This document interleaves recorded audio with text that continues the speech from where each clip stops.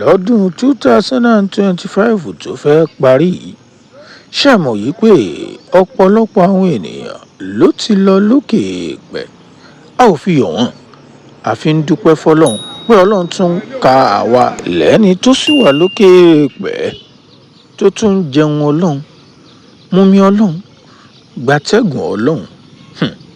Kí ló mú wa tá a fi mú ìròyìn nípa Kúnlé Afọ́ọ̀d wá? Ṣé ẹ mọ̀ pé àwọn ọ̀pọ̀ ọ̀gbá wà tó náà ti ṣàìsàn tó jẹ́ pé Ọlọ́run tún kà á yọ.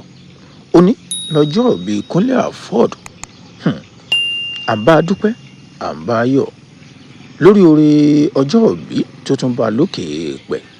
Ọ̀pọ̀ èèyàn tí ẹ máa rò pé RIP pẹ́ni tó bá ti kú nìkan la máa ń lò ó fún. Rárá o, kò rí bẹ́ẹ̀.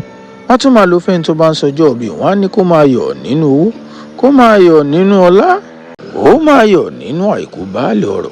Tí náà la fi ń bá òṣèré orí ìtàgé Iyùn à ń sọ fún Kúnlé Afọ́ọ̀d pé kó náà máa yọ̀ nínú owó, kó máa yọ̀ nínú ọlá, kó máa yọ̀ nínú àìkú baálẹ̀ ọ̀rọ̀. Gbogbo olólùfẹ́ Nollywood pátá àti olólùfẹ́ Kúnlé Afọ́ọ̀d, ó yẹ lọ sí comment section, ẹ tẹ happy birthday.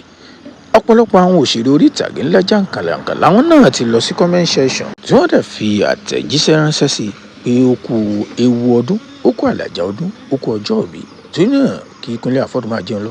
Kúnlé Afọ́ọ̀d, mi ò ní gbọ́kú ẹ̀, máa jẹun lọ, kò séwu lóko.